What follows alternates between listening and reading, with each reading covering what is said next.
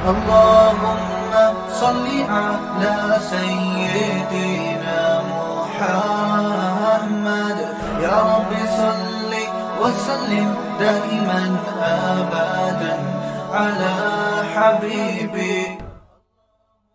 دیکھو سلیمان علیہ الصلوۃ والسلام کی اللہ نے بہت تعریف کی ہے کہ دنیا بھی دی ہم نے ان کو، دین بھی دیا.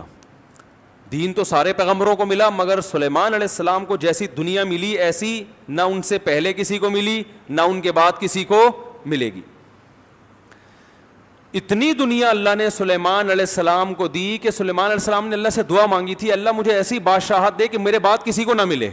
تو بس یہ تو انتہا ہو گئی نا بھائی، قیامت تک کسی کو نہ ملے ایسے، پاکستان کے کسی صدر کو بھی نہ ملے ایسی حکومت چاہیے. حکومت مراد یعنی اتنے وسائل چاہیے. تو اللہ نے سلیمان علیہ السلام کے ماتحت ہواؤں کو کر دیا، اور سمندر کے ہیرے جواہرات جو بھی قیمتی پتھر تھے وہ جنات نکال کے لاتے تھے، جنات کو تابع بنا دیا. اتنی زبردست حکومت. لیکن موت کا منظر بڑا عجیب. میں پہلے سوچتا تھا یا اللہ تو نے سلیمان علیہ السلام کو اس طرح سے کیوں موت دی ہے؟ لاٹھی ہاتھ میں اپنی شاہی کرسی پہ بیٹھے ہوئے اور جنات کے ذریعے تعمیرات کروا رہے ہیں عمارتوں کی، اور جنات بہت ٹینشن میں، کیونکہ جن کسی کے قابو، یہ جو عامل کہتے ہیں نا جن ہمارے قابو میں، اصل میں یہ جنات کے قابو میں ہوتے ہیں. جنات ان کا کان مروڑ ہوتے ہیں، اب یہ منتر پڑھ چل، اب یہ کر. جن ان کے قابو میں نہیں ہوتے. وہ تو سلیمان علیہ السلام کا معجزہ تھا کہ جنات کو قابو میں لے لیا انہوں نے. یہ کہاں سے، یہ کیا ان میں کون سے کچھ کیوں قابو آئیں گے؟ جن بولیں گے تم ہو کیا، تمہاری اوقات کیا ہے؟ جنات کوئی چھوٹی موٹی مخلوق تھوڑی ہے. عمریں لمبی ہوتی ہیں جنات کی. ایک آدمی گیا فلیٹ میں، کسی نے بتایا یہ خالی فلیٹ ہے، اس میں جنات بھوت ہیں، نہیں جا. اس نے کہا کوئی جن ون نہیں ہوتا. وہ خالی پڑا ہوا تھا بہت عرصے سے. وہ کہتے ہیں نا خالی عمارتوں میں جن بھوت آ جاتے ہیں. تو بہت عرصے سے خالی پڑا ہوا تھا، ان کو فنٹر بننے کا شوق تھا. لوگوں نے کہا بھائی نہیں جا اس میں بھوت ہیں. اس نے کہا کوئی بھوت نہیں ہوتا. گیا دروازہ نوک کیا، آواز آئی کون؟ کہنے لگا میں فلاں صاحب ہوں، آپ یہاں رہ رہے ہیں، میں نے سنا یہاں جنات ہیں، دروازہ کھولیے. اس نے دروازہ کھولا، عجیب سی گول گول آنکھیں. کہا بھائی میں نے سنا یہاں جنات ونات ہیں. کہہ رہے ہیں ایسی بکواس ہے، میں تو 500 سال سے رہ رہا ہوں، مجھے تو آج تک کوئی نظر نہیں آیا. کہنے لگا میں تو 500 سال سے رہ رہا ہوں، مجھے تو ابھی تک کوئی نظر نہیں. یہ بے ہوش یہی جن تھا. بھائی 500 سال سے انسان تو نہیں رہ سکتا. اچھا یہ عامل لوگ نا یہاں بیوقوف بناتے ہیں. ہم نے صحابی جن کو دیکھا ہے، کیونکہ جب یہ سنتے ہیں نا کہ جنات کی عمریں لمبی، تو 1400 سال پرانا جن بھی نکال کے لے آئیں گے. یہ الو بنانے کے علاوہ کچھ بھی نہیں ہے. صحابی جن کو دیکھا ہم نے، تابعی جن کو دیکھا ہم نے، اس جن کو دیکھا جس نے حضرت علی کی صحبت اٹھائی. سب بکواس کرتے ہیں. اور بعض ہمارے نیک لوگ بھی ان سے متاثر ہو جاتے ہیں، بڑے علماء بھی بعض ان سے متاثر ہو جاتے ہیں. ہمارے ہاں کسی چیز سے متاثر ہونے کے لیے بس اتنا کافی ہے کہ امکان کے درجے میں صحیح ہو. جیسے آپ کسی کو یہ بتا دیں نا کہ یہ کھانے سے یہ ہوتا ہے، تو امکان تو ہے نا کہ ہو سکتا ہے ہوتا ہو. ریسرچ ہے؟ ریسرچ نہیں ہے بھائی. امکان کافی ہوتا ہے ہمارے یہاں. حالانکہ کسی بھی دعوے کے لیے امکان، بھائی میں دعویٰ کروں اس نے میرے 1 لاکھ روپے لیے ہیں، اگلا کہہ رہا ہے کیا دلیل ہے؟ میں کہتا ہوں ممکن تو ہے نا کہ تم نے لیے ہوں، تو اس سے دلیل، اتنی دلیل کافی ہوگی؟ او بھائی یہ امکان کافی نہیں ہے، گواہوں سے ثابت کرو کہ لیے. یا تو یہ اقرار کرے یا گواہوں سے ثابت کرو. ہمارے یہاں دیکھا جاتا ہے جادو نبی پہ جب ہو سکتا ہے تو ہو سکتا ہے اس پہ بھی ہوا ہو. وہ ہو سکتا تھوڑی دلیل ہوتی ہے. سمجھ میں نہیں آ رہی بات. امکان تھوڑی ہوتا ہے. ابو بکر پہ کیوں نہیں ہو گیا جادو، حضرت عمر پہ کیوں نہیں ہو گیا؟ اس کا مطلب آسان کام نہیں ہے. نبی پہ کیوں ہو گیا تھا؟ اس کی ایک وجہ تھی کہ وہ کہتے تھے نبی صلی اللہ علیہ وسلم جادوگر ہیں، تو اللہ نے آپ سے اس طانے کو دور کرنے کے لیے ہونے دے دیا تھا تاکہ لوگوں کو یقین ہو جائے کہ یہ جادوگر نہیں ہے، کیونکہ جادوگر پہ جادو نہیں ہوتا. اس میں حکمتیں نہیں، ورنہ یہ آسان کام نہیں ہے بیٹھے ہوئے کچھ بھی سانس کو بہو سے لڑا دیا. اپنی حرکتیں ٹھیک نہیں ہوتی، اور وہ جب پھڈے ہوتے ہیں تو بجائے اپنی حرکتیں ٹھیک کرو کہ یار کس میں فالٹ ہے اس کو صحیح کرو، فوراً کس پہ ڈال دیتے ہیں؟ ایک نئی جنگ چھیڑ دیتے ہیں. نند نے لڑوایا ہمیں، یہ نند نے ہمارے گھر میاں بیوی میں کیا کروایا؟ پھڈا. خود اپنی حرکتیں ٹھیک نہیں ہیں, ڈال کس پہ رہے ہیں؟ کوئی جٹھانی پہ ڈال دے گا, کوئی نند پہ ڈال. ایک نیا جنگ, اب نند سے پہلے دو آپس میں لڑ رہے تھے, اب تیسری جنگ بھی شروع کہ اس نے کیا ہے. تو سلیمان علیہ الصلاۃ والسلام بیٹھے ہیں, اللہ نے دیکھو اتنی طاقت اور قوت دی کہ جنات کو آپ کے تابع بنا دیا. قرآن کہہ رہا ہے جنات سخت ٹینشن میں محنت مزدوری کا کام کر رہے ہیں اور عمارتیں بنا رہے ہیں. یہ جو احرام مصر ہے عین ممکن ہے حضرت سلیمان علیہ السلام کی تعمیرات ہوں. اتنی ٹینشن میں جنات, اور ادھر سلیمان علیہ السلام ایسے عصا ہاتھ میں لے کے بیٹھے ہوئے ہیں. اور قرآن کہتا ہے فلما قضینا علیہ الموت, ہم نے موت کا فیصلہ کر دیا. کیسے عجیب انداز ہے.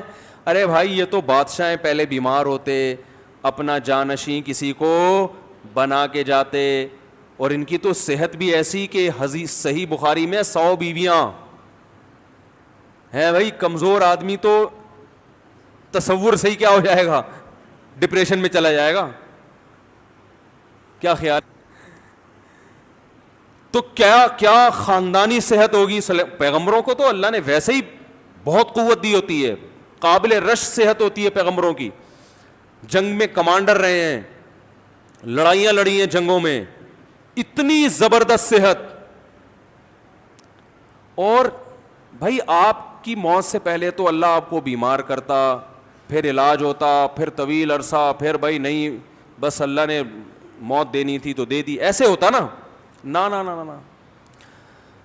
اور پھر اتنی جائیدادیں, اتنا سب کچھ, تو پہلے اس کا سارا کیا کر لیتے, بانٹ بوٹ لیتے, جانشین بنا لیتے, میرے بعد یہ میرا خلیفہ ہے, یہ فلانا ہے, ڈمکانا ہے. ہو سکتا ہے سب کو یقیناً کیا ہوگا پہلے سے آپ نے, لیکن ہمارے ہاں یہ سارے کام کیے جاتے ہیں جب موت کے آثار ظاہر ہونا شروع ہو جائیں.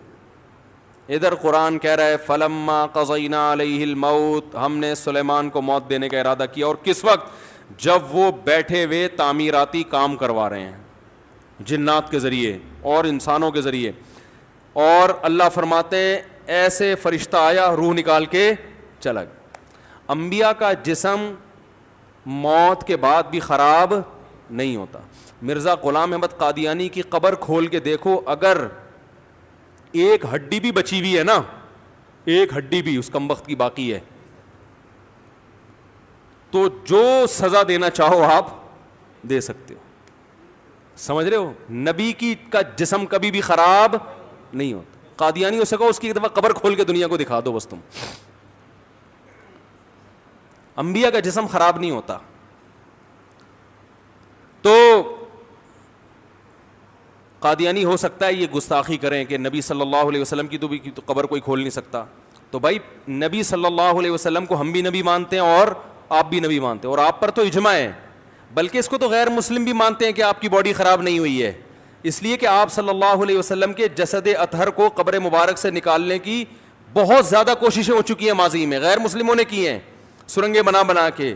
اس کا مطلب ان کو بھی پتا تھا کہ جسم کیا ہے, سلامت ہے. تو انبیاء کا جسم کبھی بھی خراب نہیں ہوتا.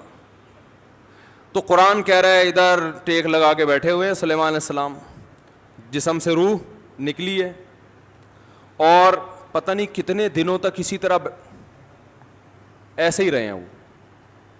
وہ چونکہ اس طرح سے ٹیک لگی ہوئی تھی کہ گرے نہیں ہیں. اب دیمک نے کھانا شروع کیا سلیمان علیہ السلام کی لاٹھی کو.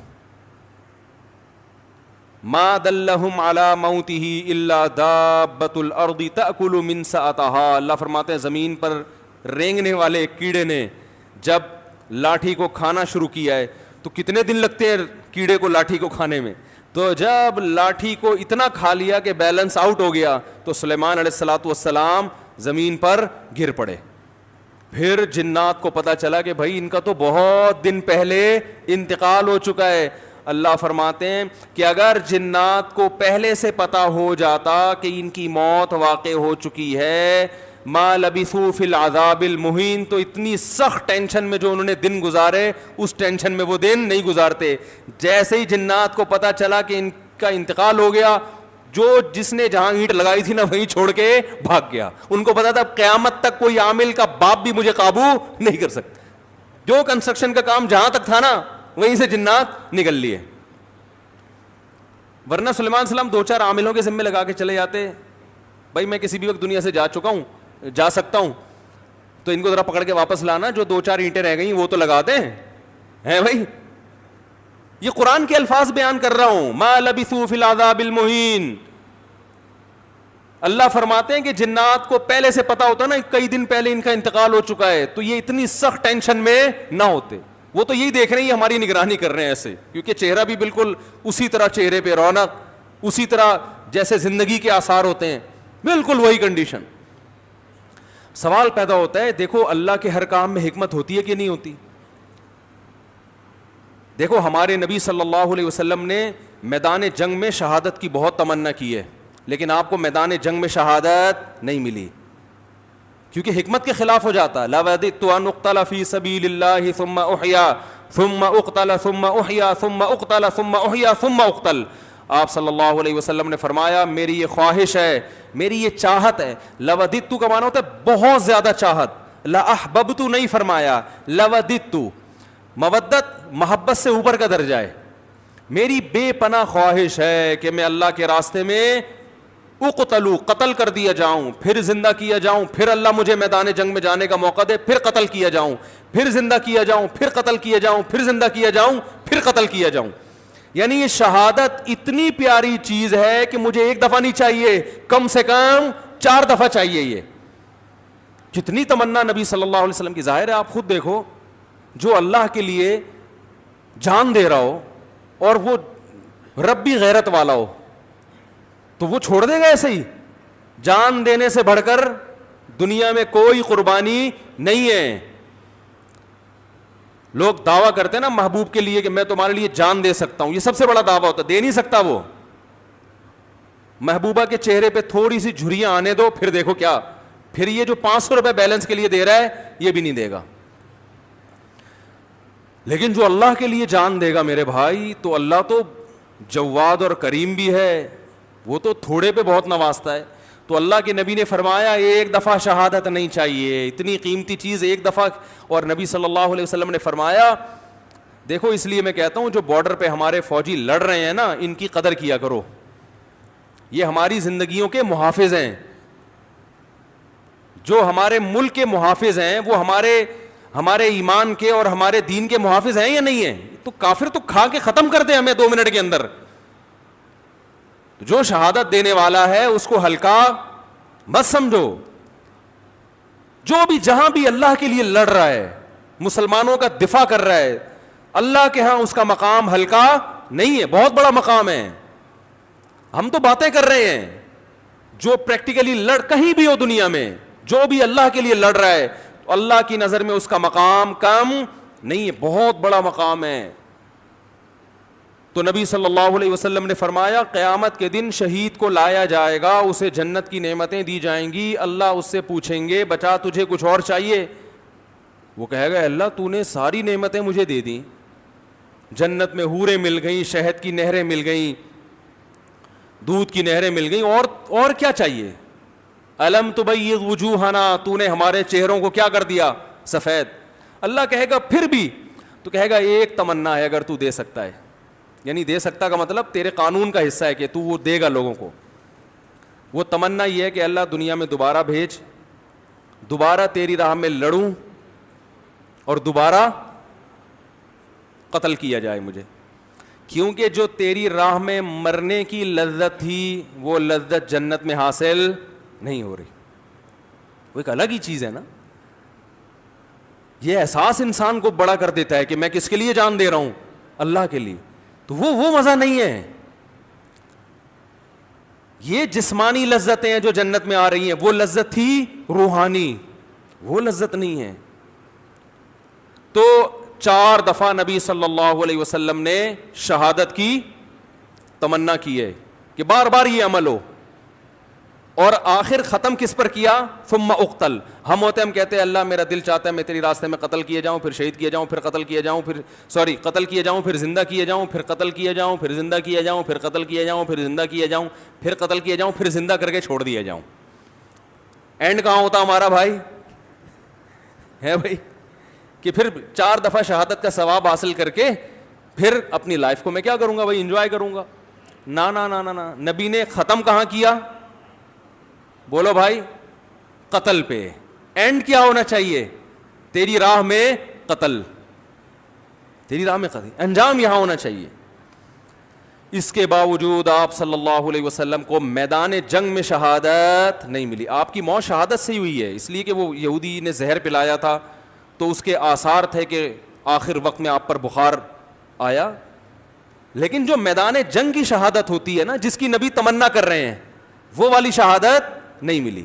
کیوں؟ حکمت تھی کہ اگر آپ کی میدان جنگ میں شہادت ہوتی تو غیر مسلم کافر یہ کہتے کہ آپ اپنے مشن کو مکمل کیے بغیر دنیا سے چلے گئے. تو آپ آخری نبی ہیں, آخری نبی جب تک اپنے مشن کو مکمل نہیں کر لیں گے تو اس وقت تک آپ پر موت واقع نہیں ہو سکتی. اور یہ طبعی موت میں ہو سکتا ہے, کیونکہ جب طبعی طور پر انسان کی موت واقع ہوتی ہے اس کو وصیت کا موقع ملتا ہے, اسے سب جو ہے نا سارے کام کرنے کا, سمیٹنے کا موقع ملتا ہے. تو وہ تو نبی اگر میدان جنگ میں شہید ہوتے تو بھی سارے کام پہلے کمپلیٹ کر لیتے, لیکن ایک شک ہو سکتا تھا غیر مسلموں کو, تو اللہ نے وہ شک کے راستے بھی کیا کر دیے, ختم. کہ آپ کو کئی دن بیمار کیا گیا, جو جو وصیتیں آپ نے کرنی تھی کر لی, اور ہمیں اطمینان ہو گیا کہ اب جو کام رسول اللہ صلی اللہ علیہ وسلم نے کرنا تھا, جو وصیتیں کرنی تھی کہ میرے بعد میرا جانشین کون ہوگا, اور وہ ساری فائلیں آپ صلی اللہ علیہ وسلم کمپلیٹ کر کے گئے ہیں, سارے کام مکمل کر کے گئے ہیں. نماز میں آخری دنوں میں جب آپ بیمار ہوئے تو آپ نے حکم دیا کہ ابو بکر کو کہو وہ نماز پڑھائیں. اس میں اشارہ تھا کہ میرے بعد جانشین کون ہے. دیکھو سفر میں آپ صلی اللہ علیہ وسلم قضائے حاجت کے لیے گئے, جماعت کا وقت ہو گیا تو دوسرے صحابی نے نماز پڑھا دی. ایسا ہوا ہے؟ ابی ابن کعب رضی اللہ تعالیٰ نے نماز پڑھائی, لیکن یہ نماز یہ اپنا مصلی حوالے کرنے والی نماز نہیں تھی. یہ تو کوئی بھی امام کی جگہ کھڑا ہو سکتا ہے نا, امام کو کوئی عذر ہے. سفر میں ایسا ہے, آپ صلی اللہ علیہ وسلم سفر میں قضائے حاجت کے لیے تشریف لے گئے, پیچھے نماز کا ٹائم تھا تو حضرت ابی ابن کعب نے نماز پڑھائی, اور جب نبی تشریف لائے تو انہی کی اقتدا میں آپ نے نماز بھی پڑھی. مگر اس سے یہ ثابت نہیں ہوتا کہ آپ کے بعد آپ کے جانشین کون ہیں, یہ صحابی ہیں. نا نا نا نا. لیکن جب مرض موت میں مستقل امام بنانے کی ضرورت ہے کہ اب آپ بیمار ہو گئے ہیں, تو صحابیات کہہ رہی ہیں, نبی نے فرمایا مرو ابا بکر فلیصلی بالناس, ابو بکر سے کہو کہ لوگوں کو نماز پڑھائیں.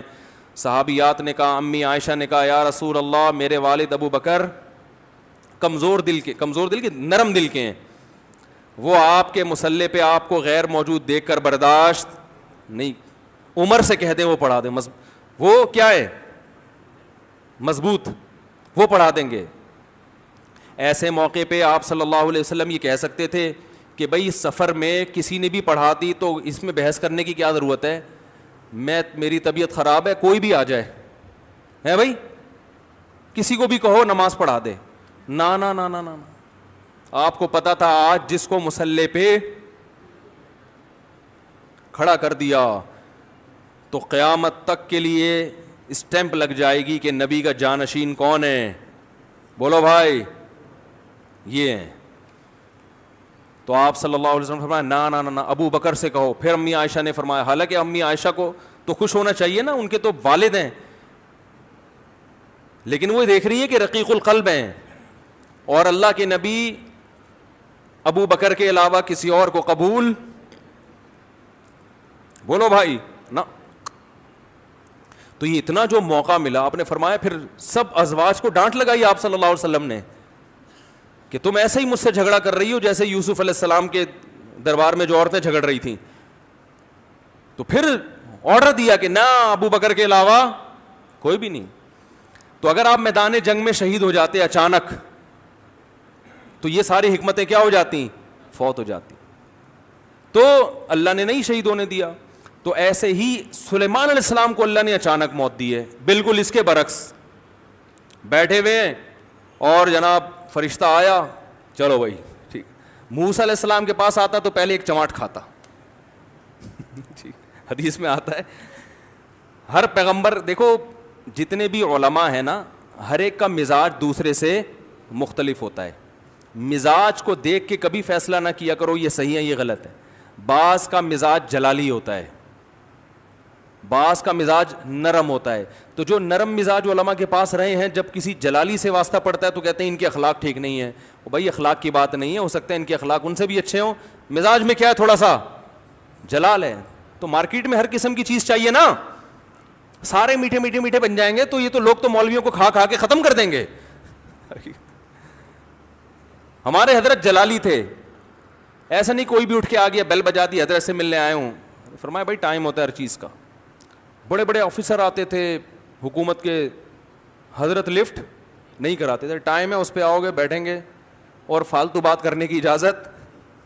حضرت کے پاس تو بات کرنے سے پہلے آدمی سوچتا تھا, اس لیے کہ وہ کام تھا ان کا, سارا دن مصروف تھے. اگر وہ اس طرح سے بیٹھ جاتے ٹھیے لگا کے, لوگ تو آئیں گے, لائن لگے گی. اور بعض علماء کیا ہوتے ہیں, وہ ذرا جمال ان کی طبیعت میں غالب ہوتا ہے. آپ نہیں آئے تو خود آپ کے گھر پہنچ جائیں گے, بھائی بہت دن ہو گئے اب تک آئے کیوں نہیں آپ, ہیں بھائی. تو یہ ڈیزائن ہے, چلتا ہے. بدگمان نہ ہوا کرو, شریعت پہ اگر چل رہے ہیں نا تو بس صحیح ہے. تو موسیٰ علیہ السلام تھے کیا, جلالی. حدیث میں آتا ہے ان کے پاس فرشتہ آیا انسانی شکل میں. موسیٰ علیہ السلام نے پوچھا کیسے آنا ہوا, کون ہو بھائی؟ انہوں نے کہا موت کا فرشتہ ہوں, آپ کی جان لینے کے لیے آیا ہوں, آپ کی جان لینے کے لیے. حضرت موسیٰ نے ایک زور سے لگایا تماچا, حدیث میں آتا ہے آنکھ نکل کے گر گئی ان کی. پھر اللہ میاں کے پاس گئے, اللہ اپنے کس بندے کے پاس تو نے مجھے بھیج دیا.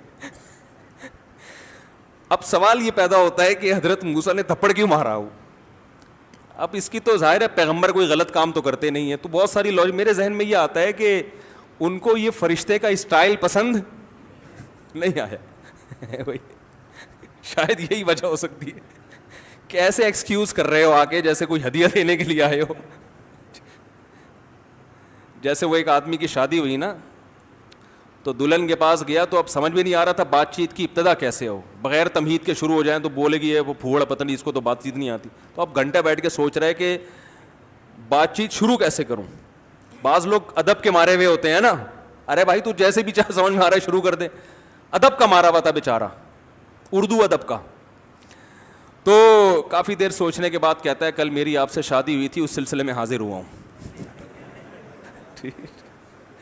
کل میری آپ سے شادی ہوئی تھی, اس سلسلے میں حاضر ہوا. تو خیر سلیمان علیہ السلام کی جو موت اچانک ہوئی ہے, اصل میں سلیمان علیہ السلام کے پاس وسائل بہت تھے, حکومت بہت تھی, کام اس طرح سے بہت پھیلا ہوا تھا. تو ان کو اس طرح سے اچانک موت دے کے اللہ نے بتا دیا کہ تم اس خوش فہمی میں نہ رہو کہ تمہاری بچیوں کی ابھی شادی نہیں ہوئی ہے تو پہلے ان کی شادیاں ہو جائیں گی, بچے اپنے پاؤں پہ کھڑے ہو جائیں گے, ابھی تو تم نے کمیٹی ڈالی ہے وہ نکلے گی, پھر تم کمرشل پلاٹ خریدو گے, ہیں بھائی. اور ابھی تو یوں ہے, ابھی تو میں بہت صحت مند ہوں, میں نے اپنی رپورٹیں سارے ٹیسٹ کروائے, ایک دم اوکے کی رپورٹ ہے, ڈاکٹر نے کہا تو 50 سال سے پہلے مرنے والا نہیں ہے, اور بالکل فٹ فاٹ, اور نہ کوئی ڈپریشن, اور بالکل, اور ابھی میرا زندہ رہنا بہت ضروری ہے کیونکہ میں مر گیا تو کمپنی کا کیا ہوگا, بچیوں کا کیا ہوگا, بیوی کا کیا ہوگا, اور میرے والدین کا کیا ہوگا. تو اللہ نے بتایا تم کس کھیت کی مولی ہو بھائی, اتنے بڑے پیغمبر اور اتنے وسائل کہ تم ان وسائل کا تصور نہیں کر سکتے. میں نے جب ارادہ کیا تو ان سے مشورہ نہیں لیا, بیٹھے بیٹھے موت دے دیے, سارے کام ادھورے, سارے پروجیکٹ, وہ جو اینٹ جہاں رہ گئی تھی نا آخری جن, وہ چھوڑ کے بھی بھاگا ہے. تو تمہارے پروجیکٹ کی کیا حیثیت ہے, تم کس کھیت کی مولی ہو بھائی. تو جس کو جتنی دنیا بھی دے دوں سیکنڈ بھی نہیں لگے گا چھیننے میں, تو زیادہ فنڈر بننے کی کوشش, اپنی جو صحت کی رپورٹیں ہیں نا, کولیسٹرول لیول بالکل سیٹ ہے بھائی, ہر سب کچھ ٹھیک ہے, اس کے باوجود بیٹھے بیٹھے مار دوں گا. وہ ہمارے یہاں بہاریوں میں مشہور ہے کہ جب موت آتی ہے نا, اونٹ پہ بیٹھے ہوئے آدمی کو کتا کاٹ لیتا ہے, جو نہ کٹے آری سے کہتے ہیں نا, وہ کٹے بہاری سے. تو ان باتوں کی وجہ سے تو کہتے ہیں لوگ, ویسے بہت اچھے لوگ ہوتے ہیں, کوئی ناراض نہ ہو جاؤ بھائی, لیکن باتیں بہرحال بہت ٹائٹ کرتے ہیں. جو نہ کٹے آری سے کہتے ہیں وہ کٹے. تو اونٹ پہ بیٹھے ہوئے آدمی کو کیا کاٹ لیتا ہے. ہمارے بہاری دوست تھے, ابھی بھی ہیں, تھے کیا, بیان بھی سنتے ہوں گے انشاءاللہ. وہ ایک کہتے تھے مفتی صاحب جب شامت آتی ہے تو اونٹ پہ بیٹھے ہوئے آدمی کو, میں نے کہا یار باتیں تمہاری بڑی ٹائٹ ہیں یار, اونٹ پہ بیٹھے ہوئے آدمی کو کیا کاٹ لیتا ہے؟ کتا. تو ہم اور آپ کس کھیت کی مولی ہیں بھائی. ہمارے ایک دوست تھے, بڑے مالدار بھی تھے, اور مدرسے میں ہمارے ساتھ پڑھا کرتے تھے. اکلوتے بیٹے تھے والدین کے. والدین نے ان کو عالم بنانے کے لیے سارے وسائل لگا دیے. جب عالم بن کے فارغ ہوئے, ایکسیڈنٹ میں ان کی موت واقع ہو گئی. اب یہی لوگ مجھ سے پوچھ رہے تھے یار ان کے تو والدین کا سارا محنت ضائع ہو گئی. میں نے کہا ضائع تو نہیں ہوئی, آخرت میں ذخیرہ, لیکن کام تو نہیں ہو سکا نا جو والدین چاہتے تھے. میں نے کہا بھائی اللہ کہہ رہے ہیں ان کی موت میں کیا حکمت ہے؟ میں نے کہا ان کی موت میں یہ حکمت ہے, اللہ نے بتا دیا میں کسی کو کسی بھی وقت مار سکتا. کوئی بھی کسی بھی ٹائم پہ دنیا میں جا سکتا ہے, چاہے ملک کا بیڑا غرق ہو جائے, گھر کا بیڑا غرق ہو جائے, یا سارے کاروبار کا بیڑا غرق ہو جائے, تعلیم ادھوری رہ جائے, کچھ بھی ہو جائے, سارے پروجیکٹ کی ایسی کی تیسی ہو جائے. اس لیے اللہ کو اپنے حساب سے مت چلاؤ, اپنے آپ کو اللہ کے حساب سے چلانا شروع کر دو. موت کو اپنے حساب سے مینیج مت کرو, موت کے حساب سے خود مینیج ہو جاؤ. پہلے سے وصیتیں لکھ کے رکھو, اگر یہ اینٹ لگنے سے پہلے میں مر گیا تو کیا ہوگا, یہ اگلی اینٹ کون لگائے گا؟ صحیح ہے نا. تو ہم لوگ موت کو مانتے ہیں, موت کے لیے تیار نہیں ہے. مفتی طارق مسعود صاحب کے بیانات سننے کے لیے youtube.com/مفتی طارق مسعود کو سبسکرائب کریں, اور اگر آپ لائیو ویڈیو کو کبھی بھی مس نہیں کرنا چاہتے ہیں تو سبسکرائب کرنے کے بعد بیل آئیکن پہ کلک کرنا مت بھولیں. جزاک اللہ.